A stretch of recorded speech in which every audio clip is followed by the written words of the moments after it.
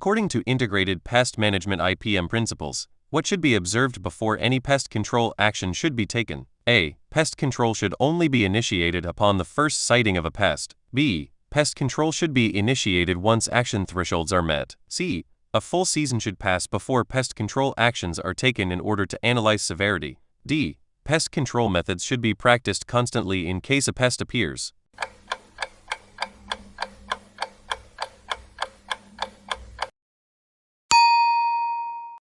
The correct answer is, pest control should be initiated once action thresholds are met. IPM requires that pest populations or damage reach a predetermined action threshold before intervention, avoiding unnecessary treatments that increase costs and resistance risk while the pest level remains below economically or aesthetically significant damage.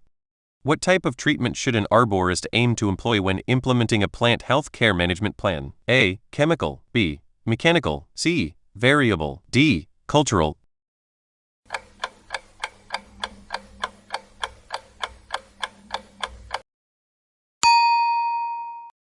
The correct answer is variable. PHC management plans should employ a variable mix of cultural, mechanical, biological, and chemical tactics tailored to the specific pest, tree species, and site conditions rather than defaulting to any single approach. The USDA requires pesticide applicators to keep records of federally restricted pesticide use for 2 years. What information is not necessary to keep in those records? A. The date of use. B. The EPA registration number. C. The name of the operator applying the pesticide. D. The certification number of the applicator.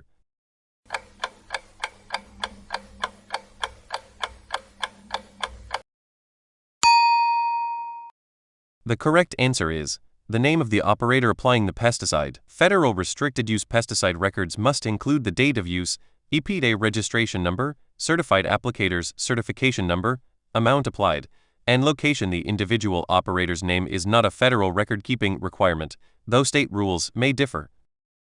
How do PHC plans and IPM plans interact? A. They can sometimes be helpful in tandem, but should not be planned together. B. They are two different philosophies of management plans and by their nature cannot be planned together. C. They work together and should be implemented and planned together. D. They do not discuss the same material and address different concerns on a site.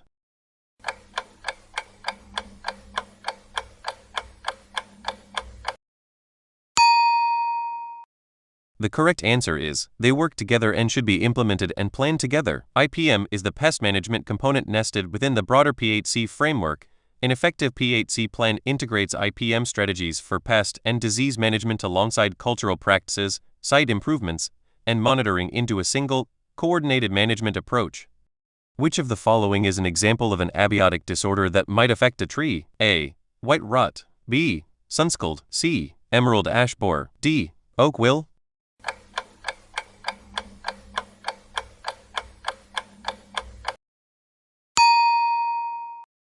The correct answer is sunscald. Sunscald is caused by rapid temperature fluctuation on bark, a non-living, physical process, classifying it as an abiotic disorder. White rot, emerald ash borer, and oak wilt are all caused by living organisms and are therefore biotic.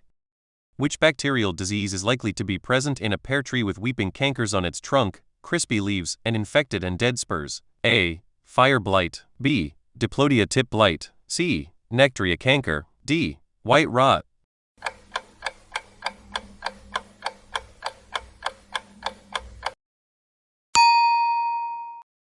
The correct answer is fire blight. Fire blight, caused by the bacterium Erwinia amylivora, produces the classic shepherd's crook of wilted shoot tips, weeping cankers on the trunk, and blasted, brown crispy leaves and spurs, a symptom complex virtually diagnostic for this disease in rhesaceous hosts.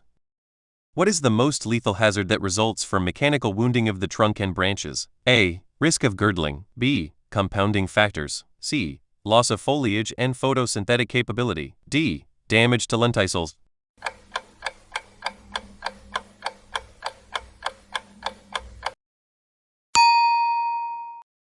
The correct answer is compounding factors. Mechanical wounds themselves may be survivable, but they become most lethal when they create infection courts for pathogens, weaken structural integrity, and interact with other stressors such as drought or insect attack. This cascade of compounding factors is the primary cause of wound-related tree death. What is the primary distinction between a symptom and a sign of a tree disease? A. A symptom is caused by an insect pest. A sign is caused by a fungal pathogen. B. A symptom is the tree's response to a stressor, while a sign is physical evidence of the pathogen or pest itself. C. A symptom appears in spring. A sign appears in fall. D. A symptom is visible only under magnification. A sign is visible to the naked eye.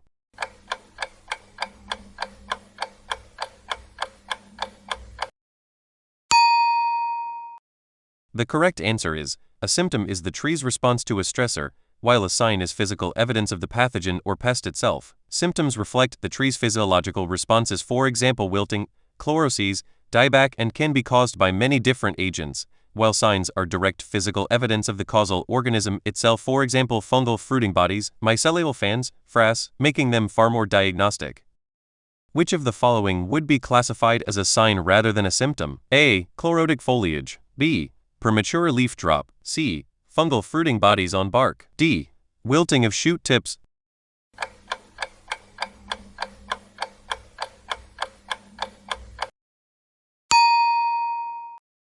The correct answer is fungal fruiting bodies on bark. Fungal fruiting bodies, conchs, mushrooms, pycnidia, etc. are physical structures produced by the pathogen itself and are there for signs. Chloroses, premature leaf drop, and wilting are all tree responses to stress and are symptoms. When performing a systematic diagnostic approach, what is typically the first step an arborist should take? A. Collect soil samples for laboratory testing. B. Identify the host plant to species level. C. Review site history and environmental conditions. D. Apply a broad-spectrum fungicide as a precaution.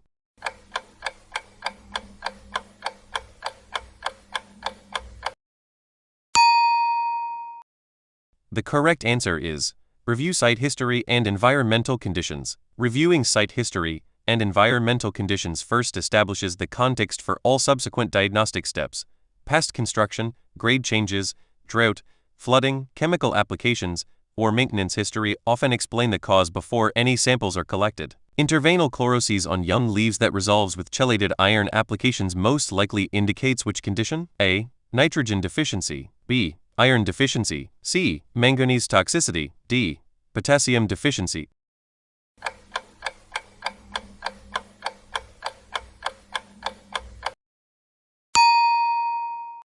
The correct answer is iron deficiency. Iron is a mobile micronutrient that plants cannot easily translocate. Deficiency appears first on the youngest leaves as intervanal chloroses, green veins, yellow-white tissue between them, and the positive response to chelated iron confirms the diagnosis. A tree growing in compacted, waterlogged soil shows yellowing, wilting, and root decay. The most likely causes: A. Drought stress. B. Overwatering or flooding causing root oxygen depletion. C. Salt damage from road de-icing. D. Herbicide injury.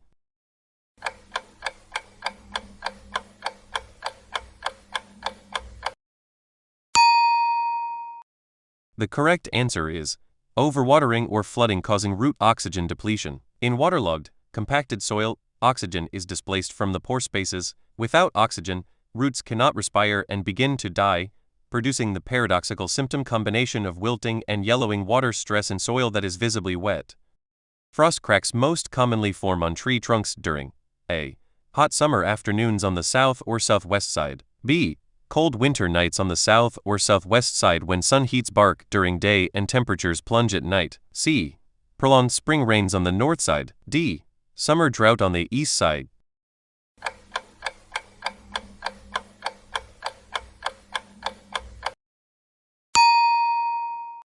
The correct answer is cold winter nights on the south or southwest side when sun heats bark during day and temperatures plunge at night. Winter sun warms the south or southwest bark, causing it to expand. When temperatures drop rapidly at night, rapid contraction causes the outer wood to crack vertically. Frost cracks often reopen annually at the same location each winter. Which of the following symptoms is most characteristic of salt damage to trees near roadways? A. Purple discoloration of leaves. B. Marginal leaf scorch, twig dieback, and stunted growth on the road-facing side. C. White powdery coating on leaf surfaces. D. Tar-like deposits on bark.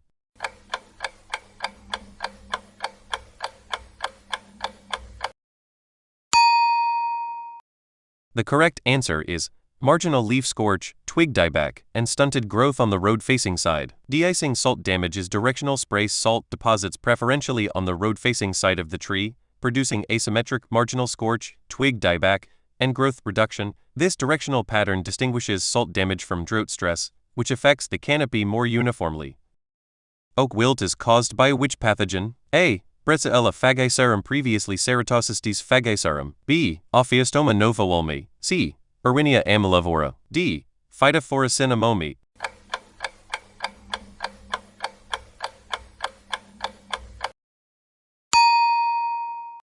The correct answer is Brachyella phagicerum, previously Ceratocystis phagicerum. Brachyella phagicerum, formerly Ceratocystis phagicerum, is the fungal pathogen that causes oak wilt.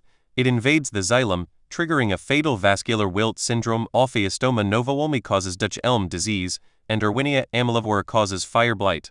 Dutch elm disease is primarily spread by which vector? A. Root grafts only. B. Elm bark beetles and root grafts. C. Wind dispersed spores. D. Aphids feeding on phloem.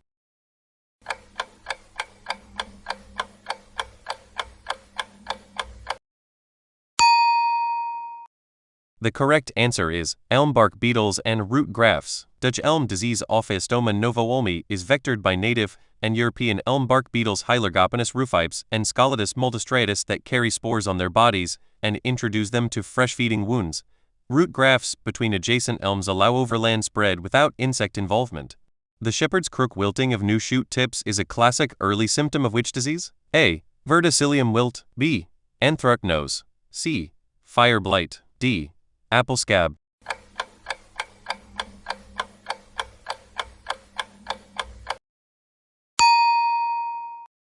The correct answer is fire blight. The bacteria Erwinia amylivora kills new shoot tips from the tip back, leaving the shoot bent downward in the characteristic shepherd's crook shape before the tissue desiccates to brown.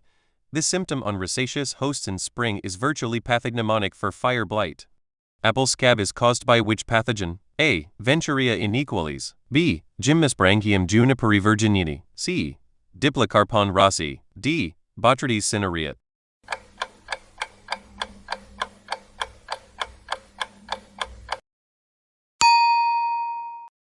The correct answer is Venturiea inequalis. Venturiea inequalis is the ascomycete fungus responsible for apple scab. It overwinters in leaf litter and releases ascospores during wet spring weather when leaves are emerging, infecting leaves and fruit and causing the characteristic dark, scabby lesions. Anthracnose diseases are most severe when which weather conditions occur during leaf out? A. Hot, dry summers. B. Cool, wet spring weather. C. Warm, humid fall temperatures. D. Freezing temperatures after bud break.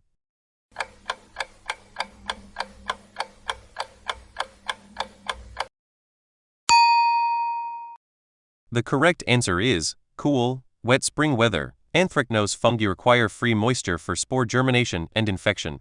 Cool, wet spring weather during leaf emergence is the ideal epidemiological window, as young, tender tissue is most susceptible and extended leaf wetness maximizes infection opportunity. Which of the following is a characteristic sign of armillaria root rot? A.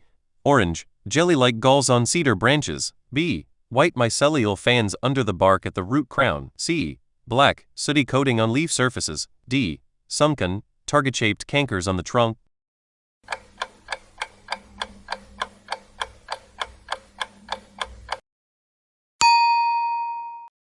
The correct answer is white mycelial fans under the bark at the root crown. White mycelial fans, plaques of dense mycelium found beneath the bark at the root crown and root collar, are a diagnostic sign of armillaria species. Honey-colored mushrooms and black rhizomorphs are additional signs of this pathogen. Phytophthora root rot is most commonly associated with which soil condition? A. Sandy, excessively drained soils. B. Poorly drained or chronically wet soils. C. Highly alkaline, calcareous soils. D. Dry, nutrient-deficient soils.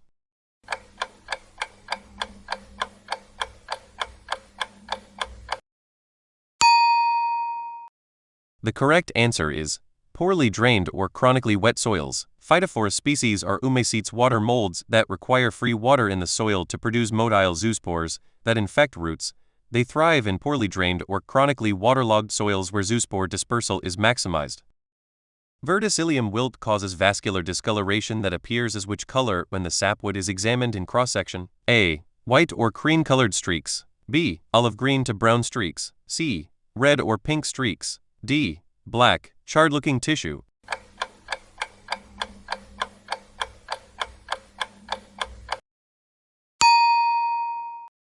The correct answer is olive green to brown streaks. Verticillium dallii and V. alboatrum produce olive green to brown vascular streaking visible in the sapwood when a branch is cut in cross-section. This discoloration pattern in an appropriate host species is a key diagnostic indicator distinguishing Verticillium wilt from other wilts. Hypoxylon canker typically infects trees that are already stressed. Which genus is most commonly affected? A. Quercus oaks. B. Pinus pines. C. Ulmus elms. D. Bachelet birches.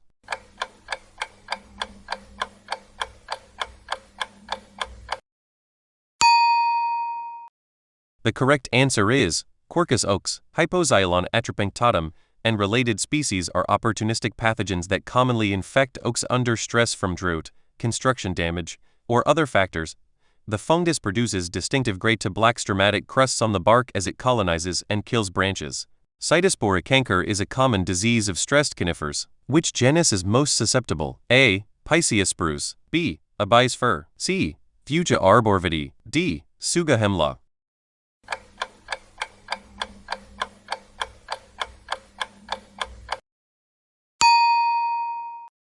The correct answer is Picea spruce. Colorado blue spruce and Norway spruce are particularly susceptible to Cytospora leucostoma canker, which kills branches from the bottom of the crown upward in trees stressed by drought, compaction, or transplant shock. Lower branch dieback on stressed spruce is a classic presentation.